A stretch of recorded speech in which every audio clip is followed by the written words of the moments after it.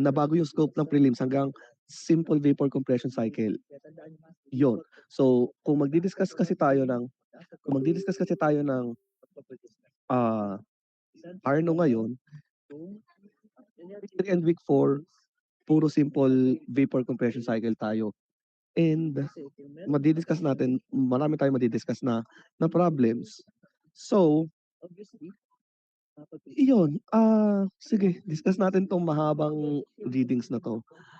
Give me 1 minute, give me 1 minute.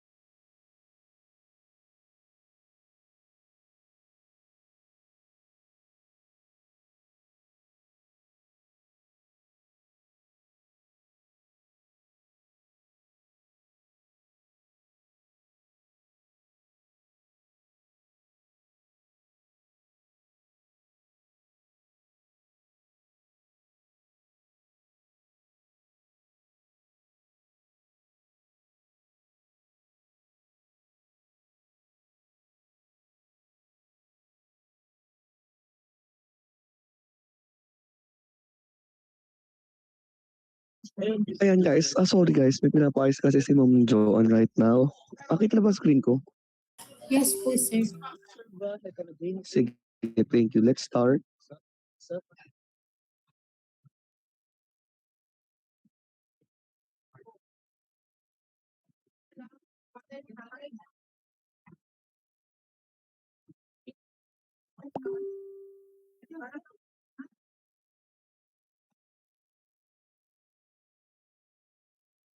Yun, for the introductory part ng refrigeration, most of this would be readings lang muna for you to be familiar with what is refrigeration system, the history of refrigeration system, and again, you have the copy of the longer version of this. Well, mahaba rin to, nasa 100 slides din to, pero yung longer version, nasa Google Classroom. So, may mga parts na i-skip tayo kasi hindi naman masyadong need. Mahalaga lang na daanan natin. Yun. And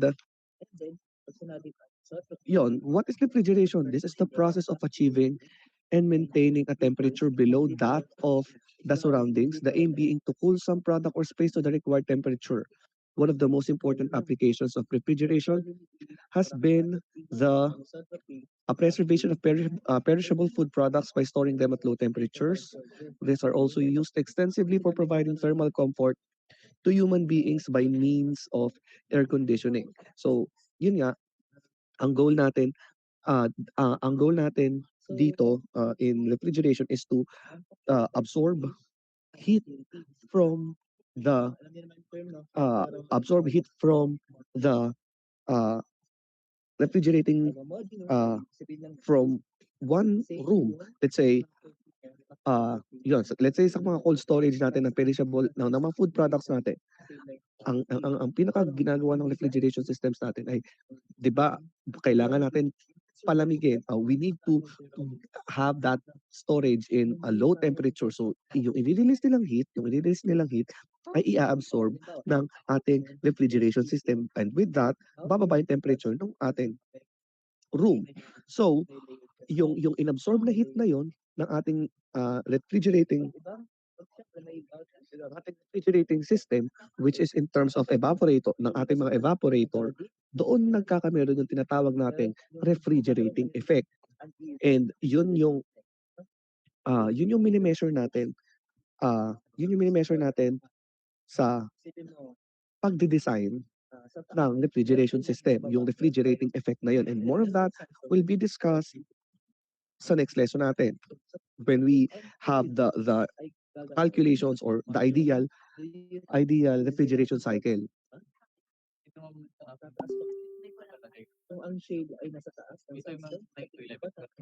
Then, yeah, refrigeration is not the same as cooling kasi cooling can be spontaneous and the final temperature need not be lower than the surroundings, whereas refrigeration is not spontaneous and the final temperature should be lower than the surroundings. Uh, kasi, guys, kapag cooling, we're just lowering the temperature of a body. And katulad no example dito, cooling of a hot cup of coffee by leaving it on a table. Hindi naman kailangan na yung pag pinalamig natin yung coffee, hindi naman niya kailangan mas malamig siya yung temperature niya from the room. Kasi hindi naman yun yung goal natin. Whereas kapag sa ref, kailangan talaga lower than the surrounding siya para ma-maximize natin yung refrigerating effect nga nung ating system. And with that kasi, kalimitan, bakit natin siya nire-refrigerate? To preserve the conditions of some goods. Yon, to preserve us the conditions of some goods kasi ah yun yung parang maintaining temperature nila para mag-last sila longer. So that's one of the purposes of refrigeration. And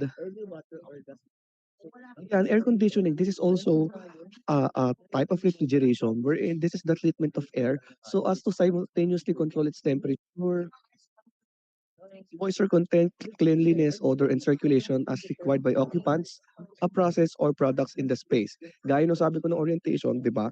Ah, dinidiscuss din tong air conditioning sa ibang schools kasi this is still part of refrigeration. But sa atin, nakahiwalay ito, ibang subject to, ibang course na ang prerequisite ay refrigeration kasi they are almost the same. Kasi kung mapapansin nyo, pareho naman silang gumagamit ng freon, ng refrigerant.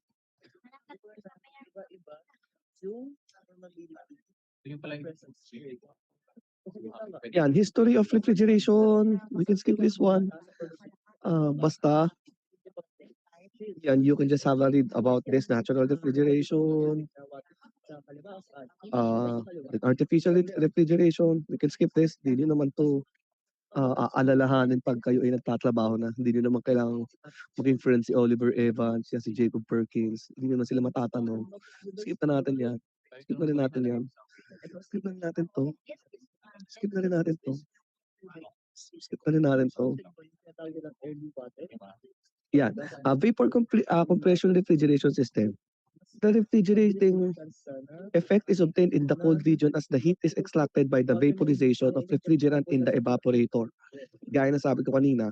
So, yung heat na galing sa isang room, ang i-release niya will be absorbed by that will be absorbed and be processed in the evaporator para mag-vaporize yung refrigerant. And pag na-vaporize yan, it will be in a saturated vapor state, i-compress yan sa compressor to a high pressure at which its saturation temperature is greater than that the ambient or any other heat sink.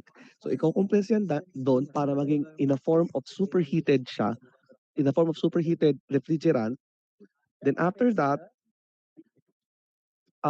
dadaan yan ng condenser para i-condense, bumalik siya into saturated liquid. Then, kapag nandun na siya sa saturated liquid state, gaya na sabi dyan, it will flow through the condenser. Condensation of the vapor into liquid takes place by heat rejection to the heat sink. Then, after nun, dadaan siya ng expansion valve. To undergo the process of throttling. So, pag nag-throttle yon from saturated liquid, babalik siya into wet mixture state. Then, yun na yung process niya. Pagka dating sa wet mixture state, through throttling's expansion valve, hindi mababago yung enthalpy niya. We'll be discussing more of this. Hindi mababago yung enthalpy niya. Then, pag nag-throttle siya, daan ulit siya ng evaporator, same process ulit, magve-vaporize, papasok sa compressor, and the cycle goes on. Ganun siya. We'll be discussing more of this sa face-to-face natin. Yan, history ulit to. Basahin nyo na lang yung sina John Leslie. Hindi natin nilihan. Well, baka gusto nyo pala maging historian. Aralin nyo siya. Yan, vapor absorption, refrigeration system. This would be a topic that that we will discuss on after natin multi-pressure systems at cascade systems. We'll be discussing this. The most commonly used fluids in the absorption system are water as absorbent and ammonia as refrigerant. The vapor from the evaporator is allowed to be mixed and absorbed in the absorber. The heat of absorption generated in the process is rejected from the absorber to the circulating cold water in a heat exchanger dipped in the solution contained in the absorber. The strong aqua ammonia solution from the absorber is pumped up to the condenser pressure and fed to the generator, which is the main energy consuming element of the system. Heat is supplied to the generator. The boiling point of the refrigerant ammonia is lower than that of the absorbing liquid. Hence, the vapors leaving the generator are predominantly those of refrigerant. Then these vapors then pass to the condenser. The liquid refrigerant from the condenser then passes through an expansion valve or throttle valve to the evaporator, where it absorbs heat from the substances or bodies to be refrigerated. Then it will be evaporated and the vapor enters the absorber, completing the cycle. And then the weak aqua ammonia solution in the generator left, due to separation of refrigerant vapor, is drained back to the absorber for repeating the cycle.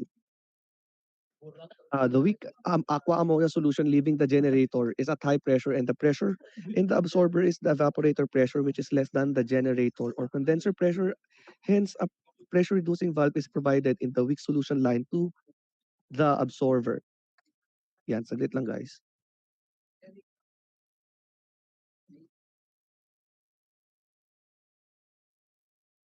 Yan, kung mapapansin nyo, itong system na to, you will appreciate this more kapag diniscuss na natin. But again, yung main components niya, kung mapapansin nyo, is just the same with the vapor compression cycle. We still have the evaporator, we do have the condenser, nandyan yung throttling valve natin, yung expansion valve.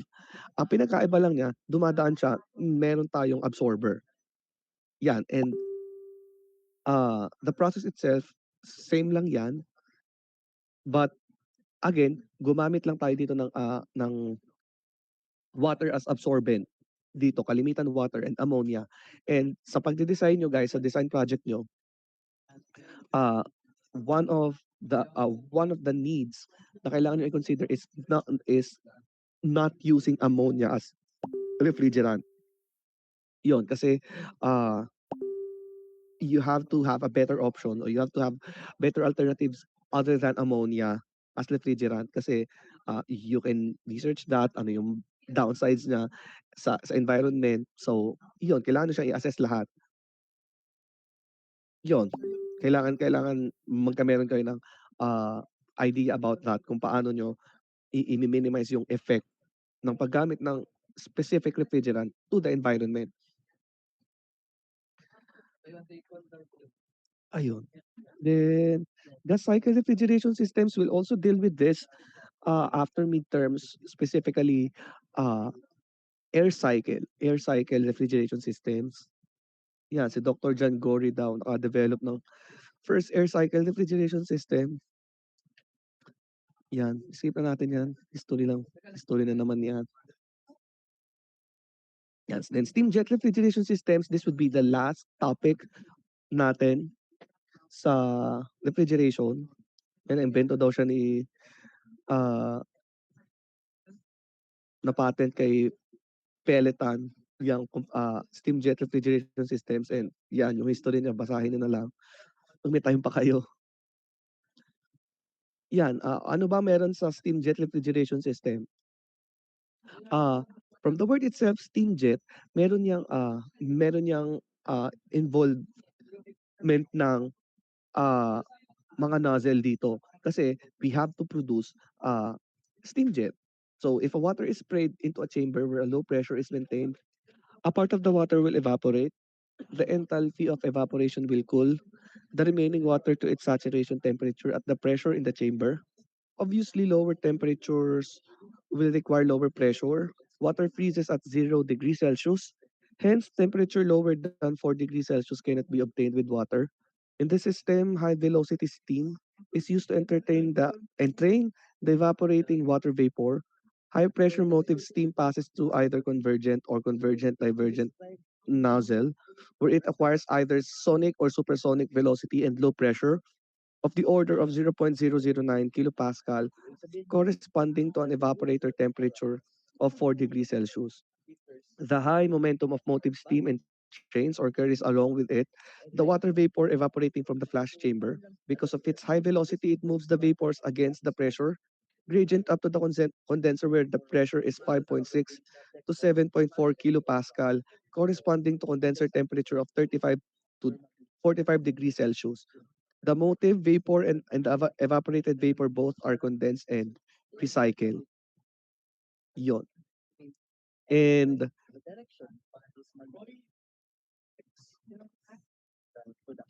yon, that's for the uh, refrigeration systems na i-discuss natin all throughout. We do have the vapor compression cycle, the multi-pressure systems, the ARS, absorption refrigeration system, the air cycle refrigeration system, and the steam jet refrigeration system. And yan, puro history naman to. And yan, I believe itong sunod na lesson, history pa rin to. Let me just double check. Nakakanto kasi kapag tuturo nito mga history, hindi naman tayo para pumasok dito at mag-discuss nito. Check ko lang kung ano yung need natin. I-discuss dito.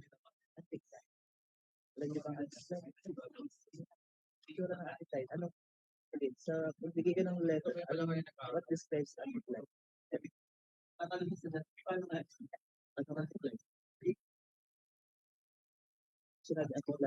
Sige, I think that's it for the introduction ng refrigeration system.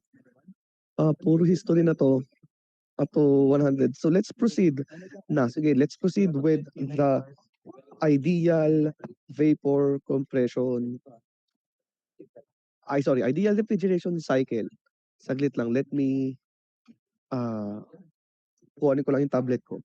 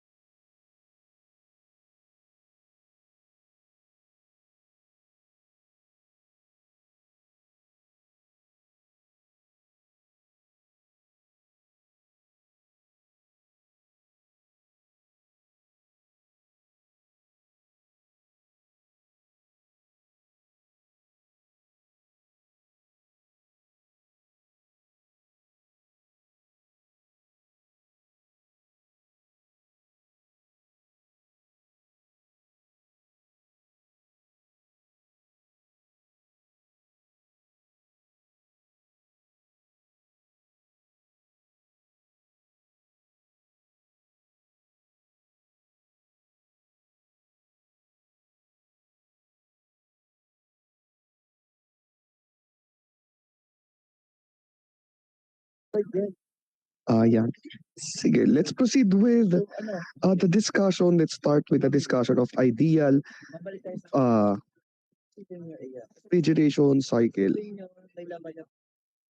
This is very basic, the most basic system ng refrigeration.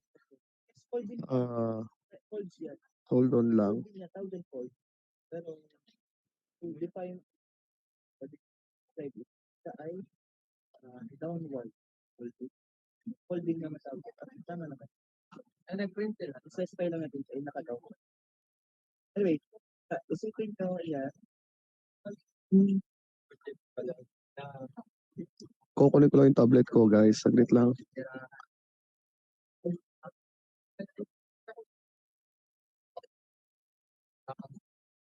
Classroom. Abot na din.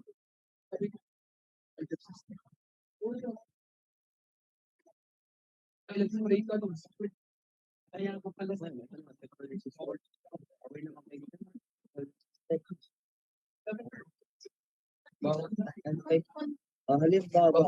ayan, may gas, mataas, may sa gitna, may water sa baba. And then may gas niya.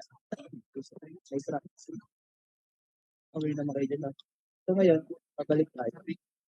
Sabi dito kasi, kapag sabi nyo, kapag ang permeability natin ay sobrang taas, horizontal permeability, kapag ang horizontal permeability mas mataas sa vertical permeability, ang nangyayari na, gas cap natin,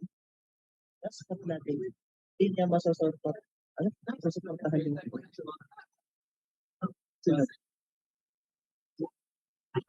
kapag kasi nag-expand si gas, hindi niya matutulungan si oil na mag-move in vertical manner. Ito nga, mag-expand si gas. Ito ang si gas ay nasa taas. Kasi oil sa baba. Yan. Kita na ba ang screen ko? Kita ba ang screen ko? downward, di ba? Pwede ba sabi guys, dapat pangababa. Yes po, sir. Alam, ito kasi yung point ko. Ang case kasi Okay, let's start the discussion of ideal refrigeration system. Ideal refrigeration cycle. pagdating sa input ng wave. When we say ideal refrigeration cycle, we already have the idea. Saglit. Tapos diba sinasabi? Question. Sige, ito muna. Question. Question matino. Mamaya ko. So, iba. Again, when we say ideal refrigeration cycle, we already when we say ideal cycle, we already have the idea na the process that will be involved here is Carnot cycle. Bakit? Kasi, oops, kasi alam natin na, di ba, that the Carnot cycle is the ideal cycle kasi siya yung may pinakamataas na efficiency sa lahat ng thermodynamic cycles na meron tayo. So, in ideal refrigeration cycle, ano yung ginagamit natin dito? Kasi pag sinabi natin Carnot cycle, we are evaluating there the amount of heat added. The amount of heat added to the system. The amount of heat added to the system, yun yung evaluate natin. That is in terms of the total network all over the heat added, di ba? That is how we evaluate it. But in refrigerating cycle, in refrigeration, again, ang kailangan natin ay to cool or to lower the temperature of a certain body. So, ang pag-evaluate nito ay in terms of the reverse Carnot cycle. Bakit siya reverse Carnot cycle? Kasi again, kung sa Carnot cycle, ini-evaluate natin yung addition ng heat dito sa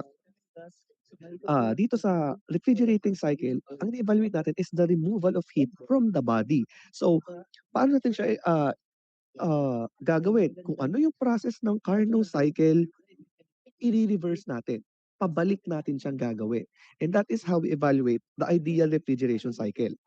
So, bago tayo mag-proceed in the discussion of that, I want you first to be familiar sa mga units kasi again, third year na kayo, dapat alam nyo yung mga units na kailangan nating i-utilize. So, let's first have the unit of forces. I want you to give me, ano ba yung mga unit of forces natin? Let's have a 1 kilogram force. Anong conversion ng 1 kilogram force? Kasi kailangan natin to. Kailangan alam nyo, anong conversion ng 1 kilogram force into Newton? Give me the value of the conversion of this. Paki-type na lang sa chat box. Nag-inject tayo ng water study. Inject tayo sa lupa. So, bakit tayo nag-inject? Kasi kailangan natin. What is 1 kilogram force in terms of Newton? Problema nga lang, mas mataas. That is 9.81. That's correct, 9.81. How about 1 pound force? This is equivalent to how many Newton? In vertical manner,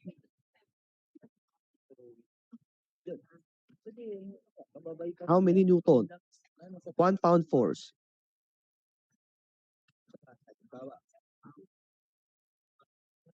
Nag-inject ako dito sa may... Dito. Paano nag-inject ako dito? Kita niyo ba ito?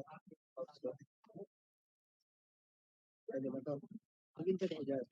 Nag-inject ako ng water dyan. Saglit lang, guys.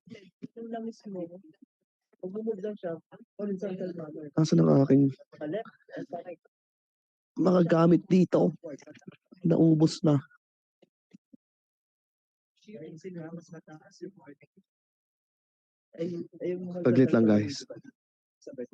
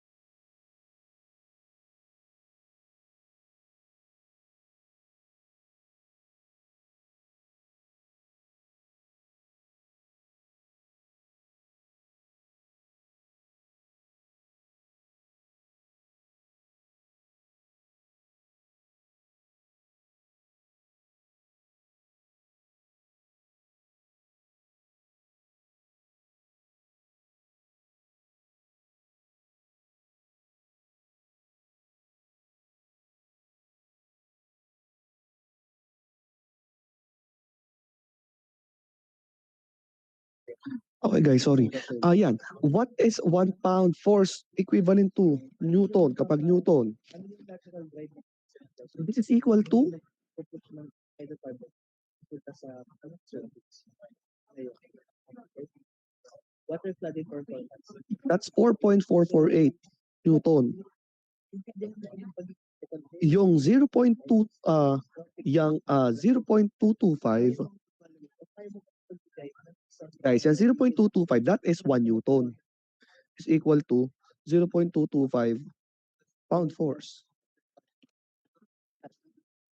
Also, automation. Kaya mo siya estimate. Tandaan nyo, huwag kayong malito dyan. Makiyang magkabaliktad na yan. So, again, tandaan nyo yan. How about 1 pound force? 2 kilogram force.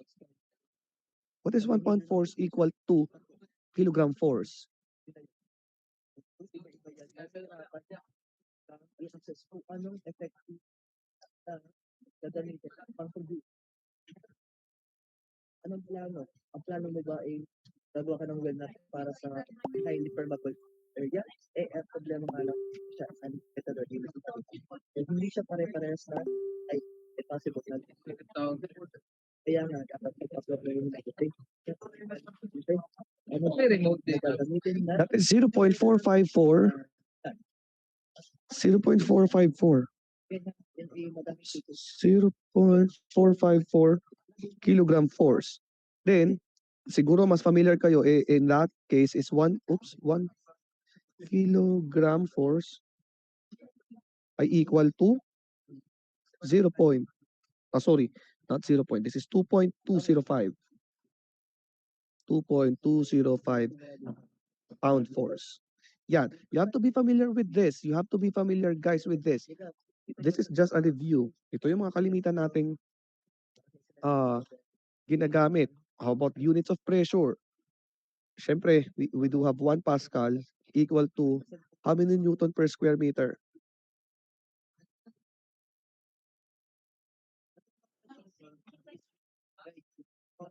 That's 1 Newton per square meter. How about 1 ATM? 2 kilopascal.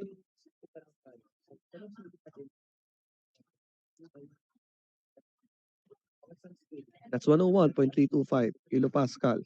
Hindi nyo pa alam yan, third year na kayo. PSI,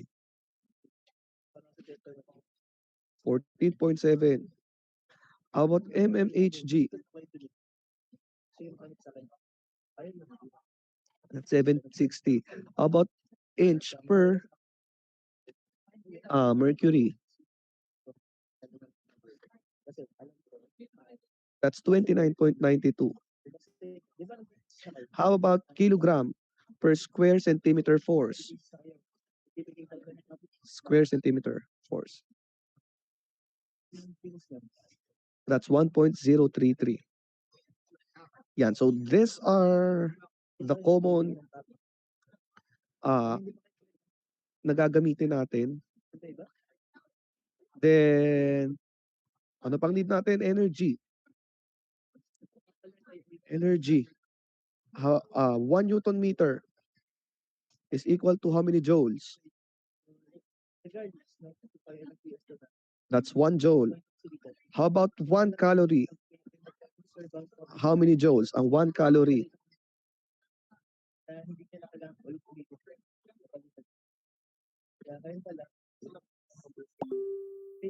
Kasi,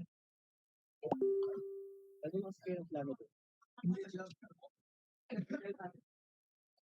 1 calorie is 4.187 joule. How about BTU? 1 BTU. How many joules are there in 1 BTU? That's 1055. Ilang calories meron dito?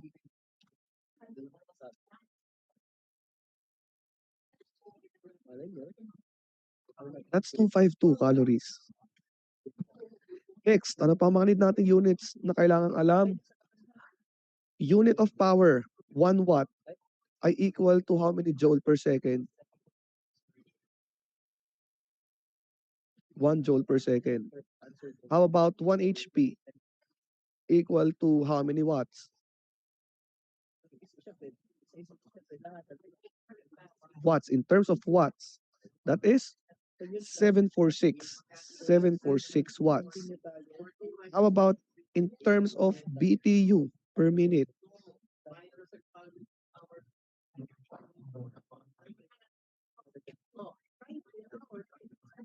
That's 42.42. How about in terms of pound foot per second? That's 550. How about pound foot per minute?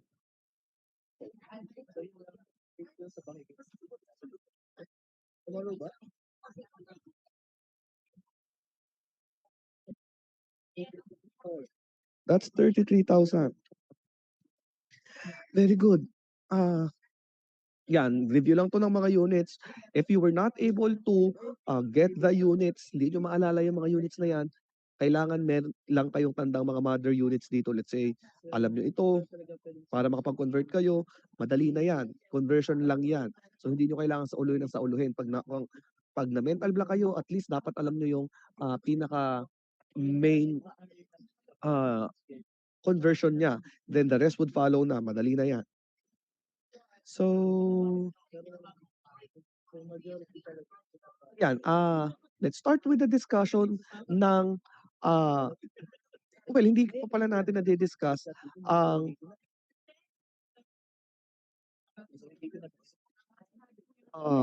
pinaka-unit ng refrigeration, which is the tons of refrigeration. Pakitandaan to. 1 ton of refrigeration, excuse me, ay equal to 200. Saglit lang.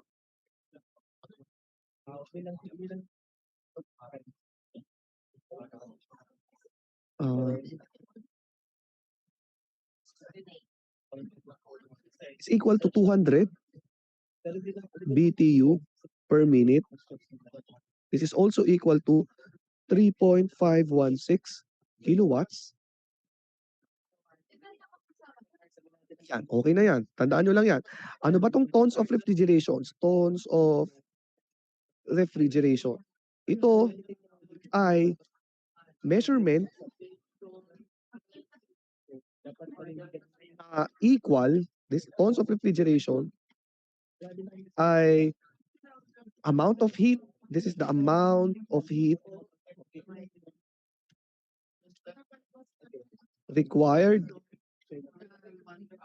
to melt 1 ton of ice, 1 ton of ice for a period of 1 day. Yan. And itong tons of refrigeration ay the unit, the standard unit of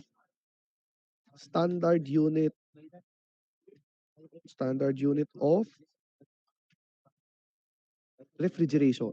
This is the standard unit of refrigeration. So,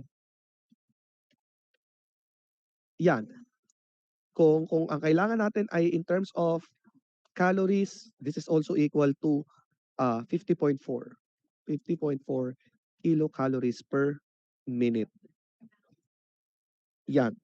Tandaan yan. Again guys, ito yung pinaka-unit natin for refrigeration. Tons of refrigeration. So, dito sa tons of refrigeration, dito natin nasusukat kung yung rate of cooling natin. And saan ba natin to?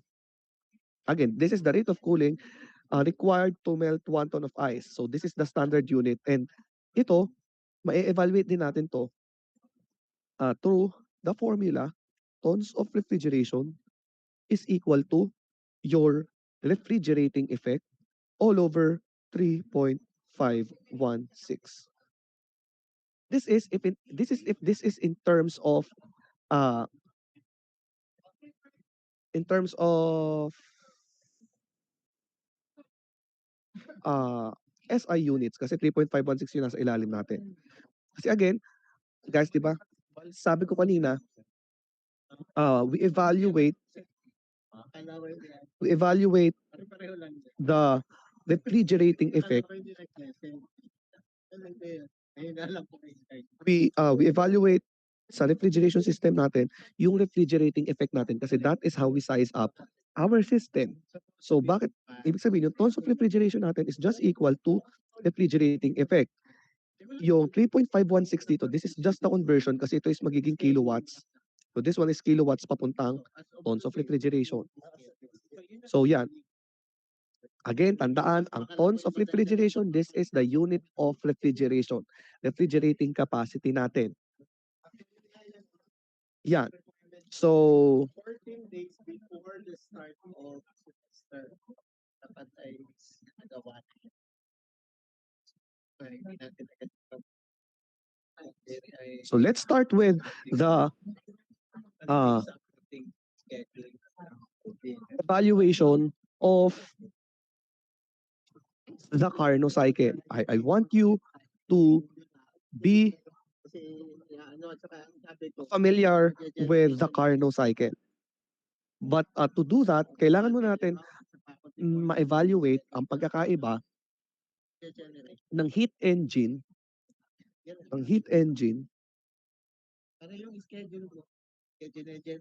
at saka ng refrigerating machine.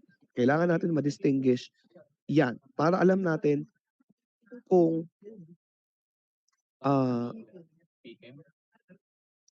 para alam natin kung ano yung ginagawa natin. Need ba natin ng heat or need natin magtanggal ng heat? So when we evaluate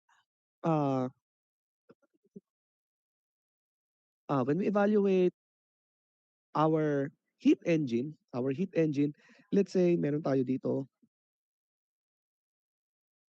Ito yung heat engine natin.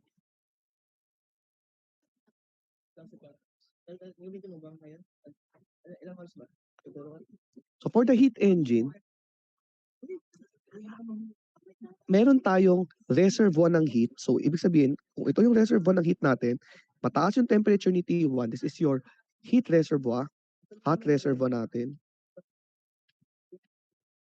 Then, syempre, itong hot reservoir natin, this will supply heat papunta sa engine natin. So this would be QA, heat added. Then,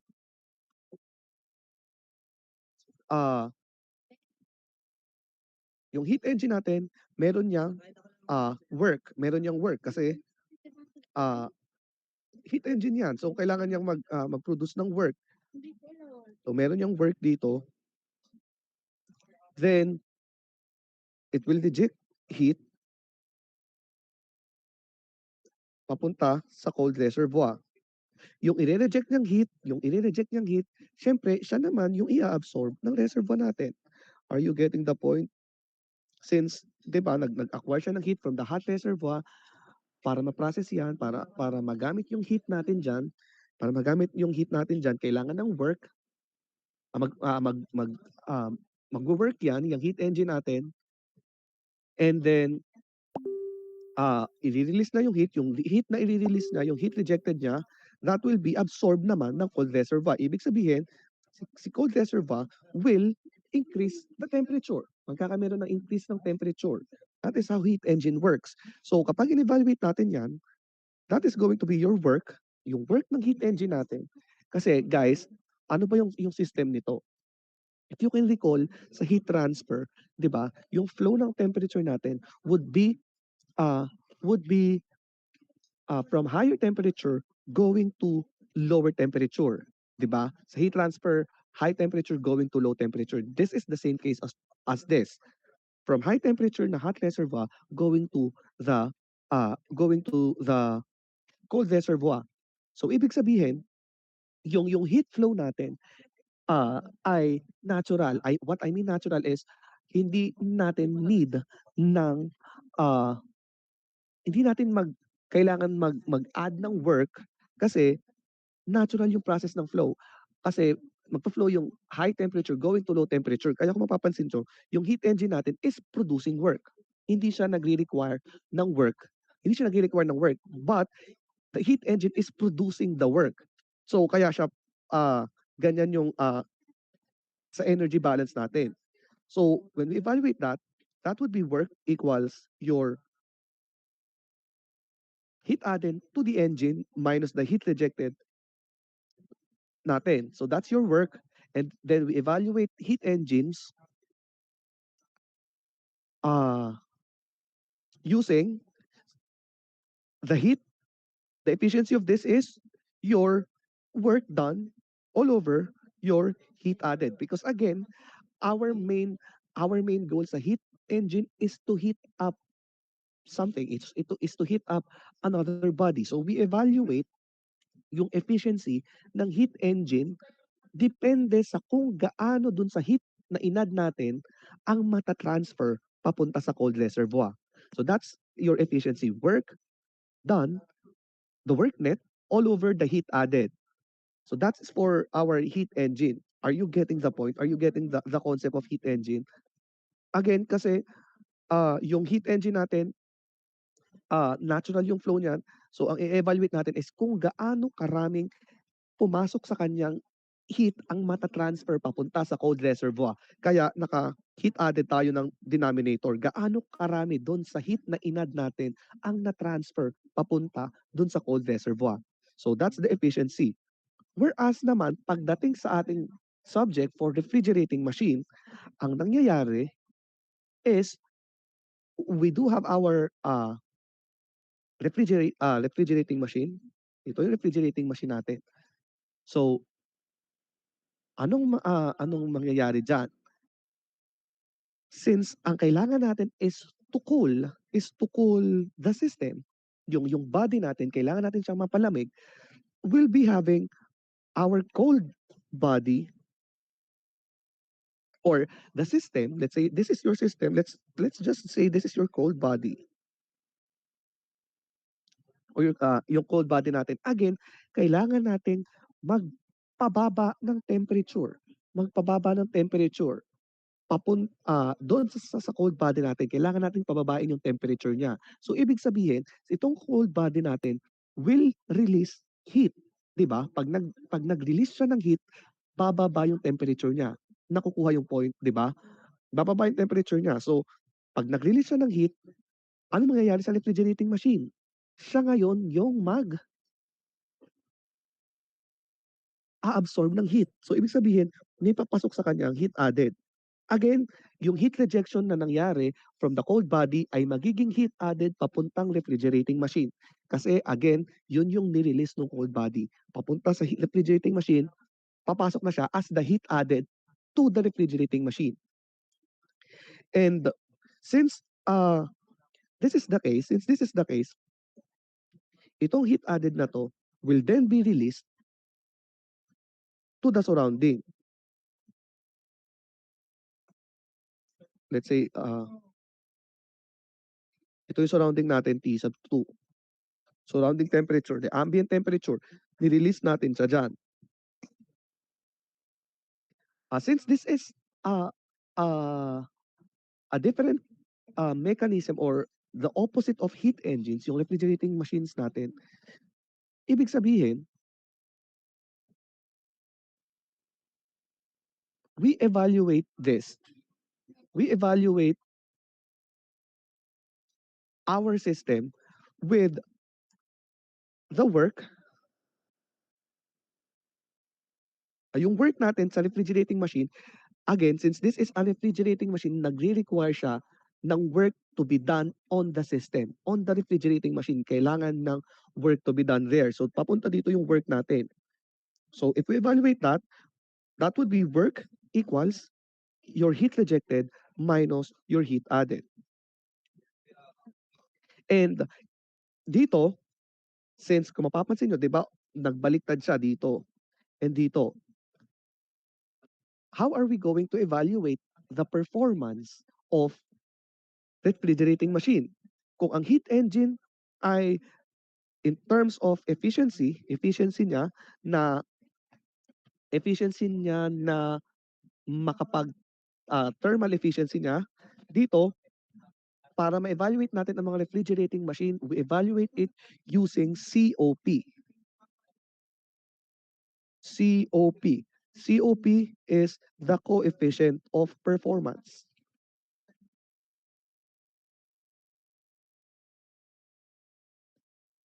Coefficient of performance.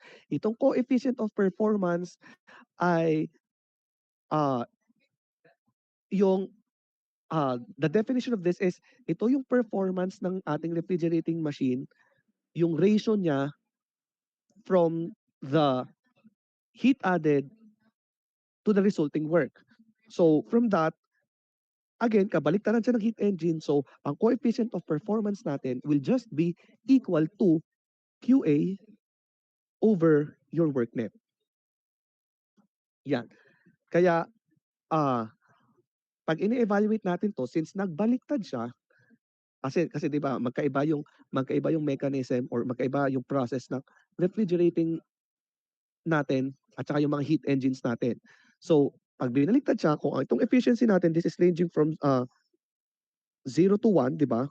Or 0% to 100%, ang coefficient of performance, this is always greater than 1, should always be greater than 1.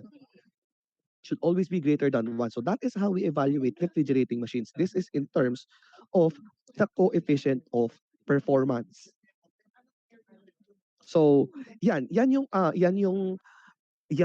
pagkakaiba ng heat engine and refrigerating machine. So, sa heat engine, we do follow the Carnot cycle. We do follow the Carnot cycle. Yung ideal na Carnot cycle. Then pagdating sa refrigerating, since nabaliktad yung process, this would be reverse Carnot cycle. So, ang ideal refrigeration cycle runs or is under the concept of the reverse Carnot cycle. So, review tayo, ano ba ang meron sa Carnot cycle? Ano bang meron sa Carnot cycle? Ang alam lang natin, this is the most efficient, the ideal thermodynamic cycle. But what more about the Carnot cycle? Anong meron sa Carnot cycle? Let's have the TS diagram of the Carnot cycle. How do you draw the TS diagram of of the Carnot cycle? Anyone? Sige. I let you have the processes. I-define natin yung processes. Let's have the first process. Mag-start tayo sa let's say that is our process A to B. Ano ang unang process natin A to B? Let's say ang unang process natin dito is an isothermal expansion. Isothermal expansion, di ba? Isothermal expansion. So ibig sabihin, your temperature at A is equal to your temperature at B.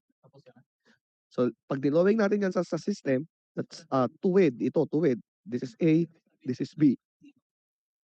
Then process B to C. Ano ang process B to C? Papuntang C. When we talk about Carnot cycle, what's the process?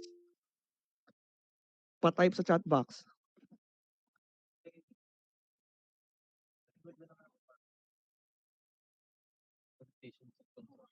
That is isentropic what? Isentropic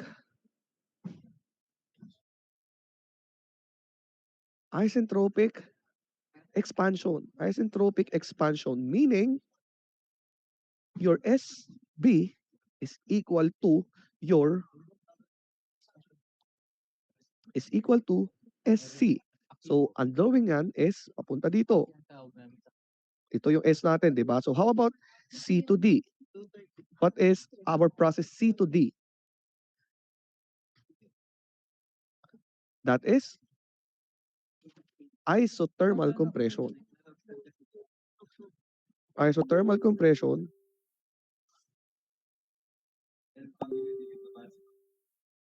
meaning your T sub C is equal to T sub D. D. Then, process D to A is isentropic compression.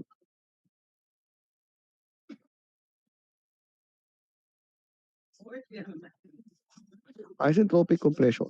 So, since this is ideal, you imagine this as straight lines. Yan. So, ibig sabihin, this is our Carnot cycle. How do we evaluate? How do we evaluate your heat added? Paano tayo mag-evaluate ng heat added dito? What will be our heat added? Ano formula natin ng heat added?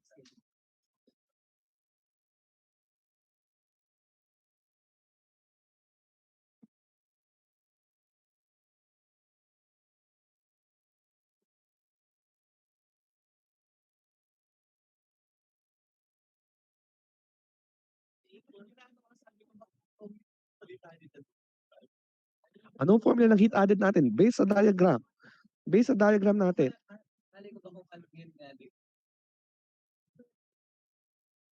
Pinapakita ko nga kung kung something. Kasi yung mga kauna niya, tama naman ito. Kaya sabi ko, dito pala ako nung ano. Our heat added is equal to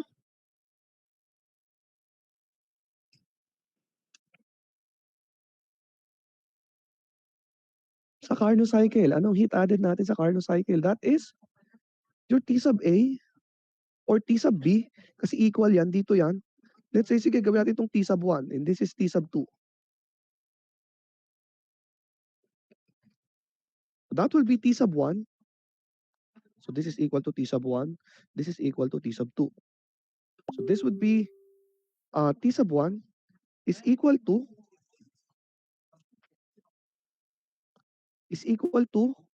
SB minus SA.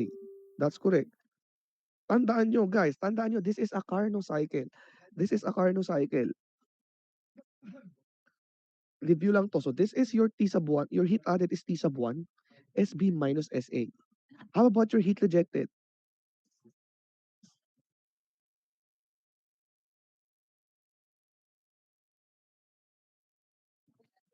Your heat rejected is equal to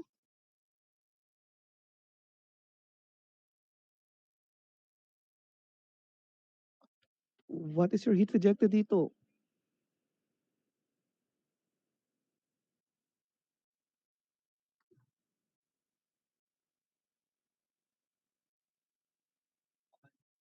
That's T sub 2 or T sub B, T sub C. Let's say T sub 2, SC minus SD.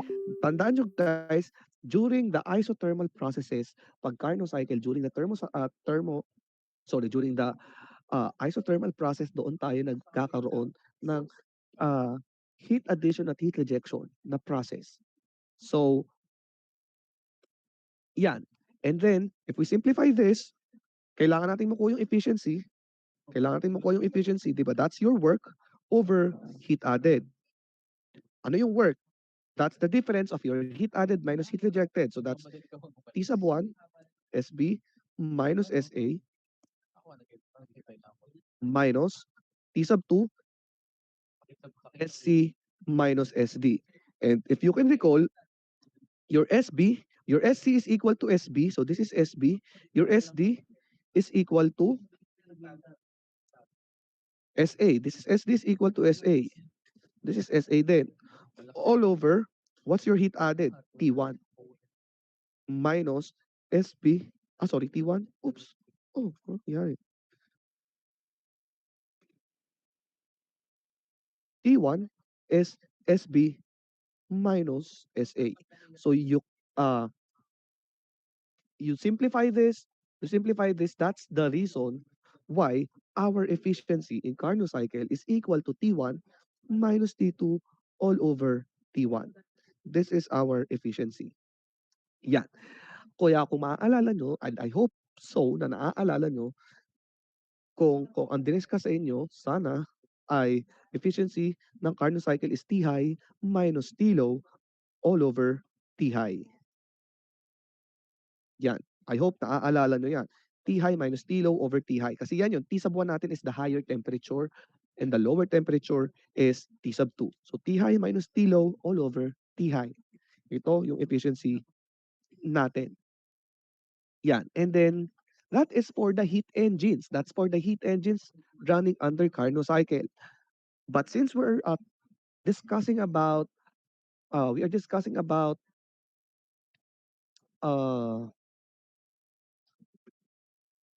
refrigerating machines. So for refrigerating machines, we are having it in a reverse Carnot cycle.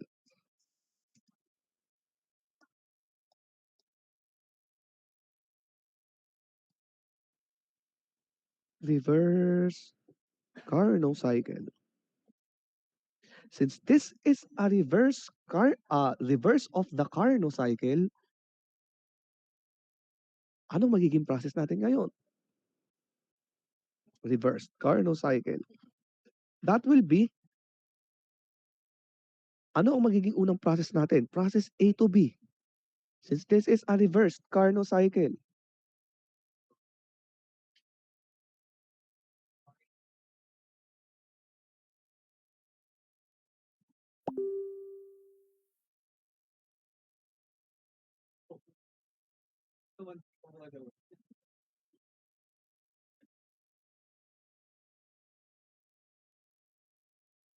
reverse Carnot cycle is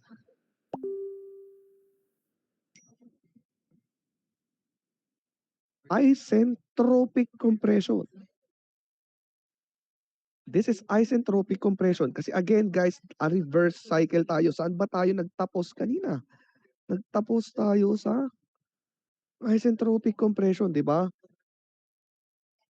Isentropic compression, nagtapos tayo dyan. So magsisimula ang reverse Carnot cycle sa isentropic compression. So if we illustrate that, T is A to B. Isentropic A to B. Next, from this, we can say SA is equal to SB. Process B to C. B to C would be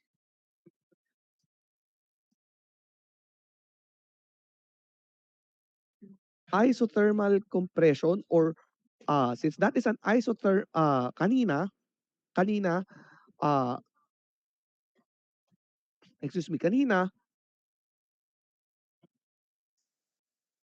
ay isothermal compression siya, and doon nag-occur ang anong process ng heat natin.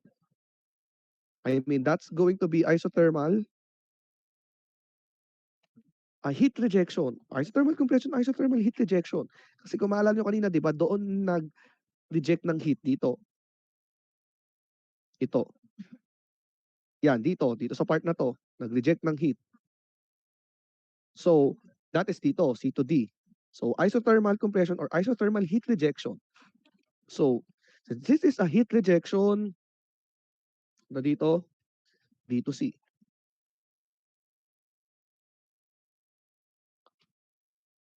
Then, next process, so isothermal siya, this is T sub B is equal to T sub C.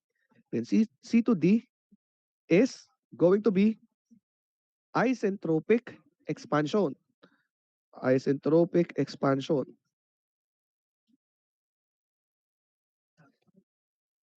Isentropic C to D. This is A. Then, yan. D to A is isothermal heat addition.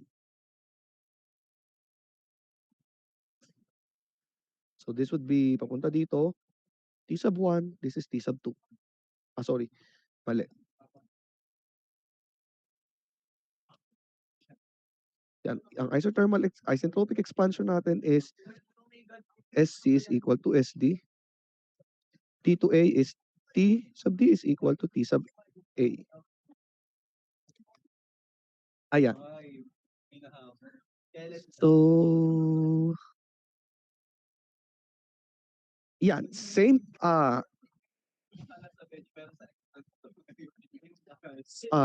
Same tayo ng kanina, since this is a reverse Carnot cycle and refrigerating machines yung ginagamit natin, we evaluate this in terms of COP. COP yung ating pag-evaluate. So COP, again, that's going to be your heat addition over your work net. Baliktad ng efficiency. So, heat addition, saan tayo nag-heat addition? Sa process D2A, 'di ba? Sa process D2A. So that would be T sub D ay equal sa T sub 2 based sa diagram natin. So that's T sub 2 SD minus SA all over work net natin is QA minus QR. So that would be QA, saglit.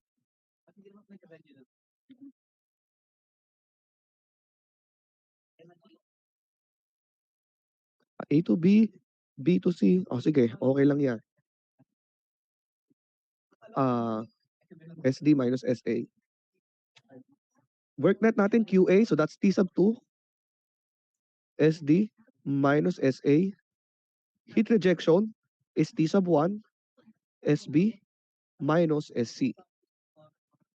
So, we cancel itong SB natin equal siya, saglit lang. Mas mataas pala si SA. Ito, mas mataas pala siya, papunta nga pala siya dito. So, this is SA minus SD. Ito is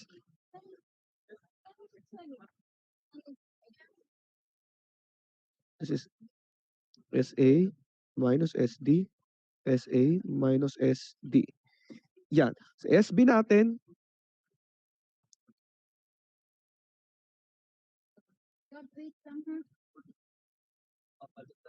sorry, SC pala to. Wait, nalito ako. Saglit lang. T sub 2 ay SA minus SD. T sub 1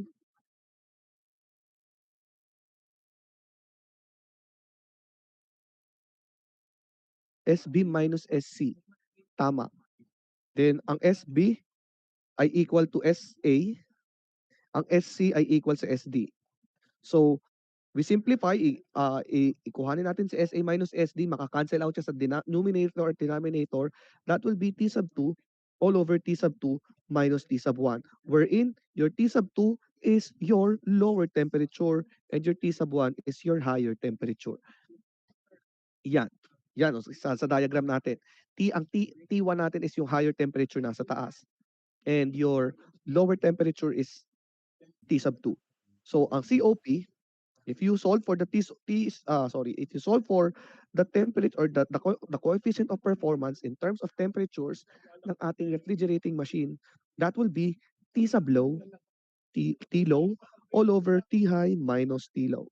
Again, kabaliktaran siya nito. Kasi 'di ba dito, T high minus T low all over T high. Dito, ang kailangan natin i-evaluate, since kailangan natin greater than 1 is T low all over T high minus T low. Yan. So this is the concept ng Carnot cycle and reverse Carnot cycle natin. Yan. Ito yung concept. Then, I think hanggang dito lang muna yung i-discuss natin. Then tomorrow will be solving 1, 2, 3, 4, 5, 6. 6 problems regarding this.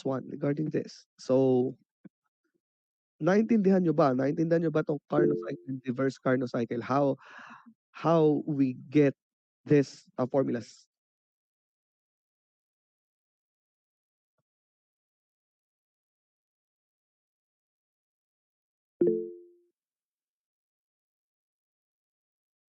Yes. Sino yung nag-raise ng hand? Sir, excuse po. Hindi ka po baliktad na po ang formula ng worknet po dun sa coefficient of performance po. Gawa po ang nailagay niyo po sa denominator ay Ay, QA minus QR pa rin po. wait.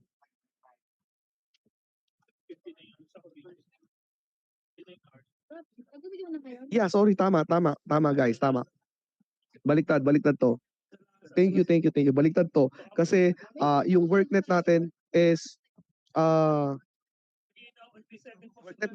QR minus QA. Ito dito, QR minus QA. So this would be thank you. Baliktad to. This would be your dejected is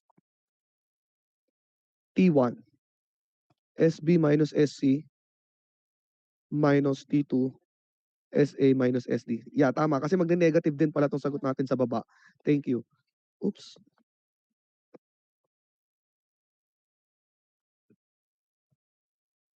Yeah. T1 minus T2. Wherein T2 is your T low, T1 is T high. Yan. Then ito ay magiging SA. This is SD. Yan. Thank you. Sino yon?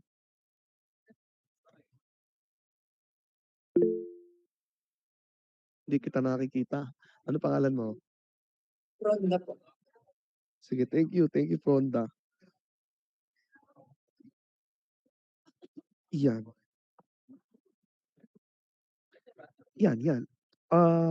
Sino pang may tanong? Concerns, clarifications, baka mayroon pa tayong nakaligtangan.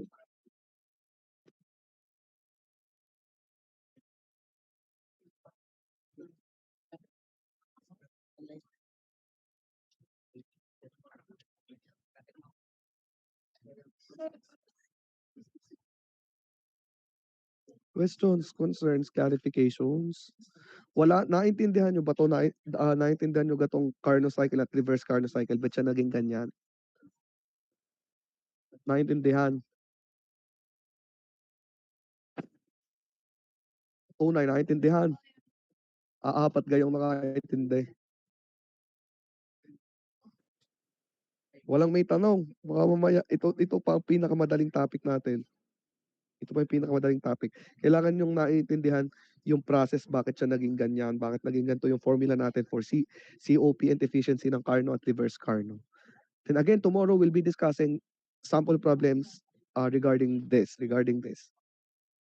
And yun. Walang may tanong. Sige, if wala nang tanong, class rep, screenshot muna for attendance. Then, ganito, gawa ka ulit ng Google Drive, pa-compile doon ng attendances lahat din. Let me know if okay na. Mag-screenshot na po ha. 1, 2, 3. Smile po.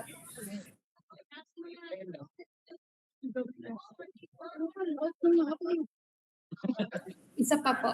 1, 2, 3. Smile po. Nasa holdan mo ba ako, Beth? I miss ko, ga? Okay na po, sir. Sige, thank you. Again, that's it for today. See you again tomorrow. Have a great day ahead, guys. Thank you. Thank you po. Thank you po, sir. Thank you po, sir. Thank you po.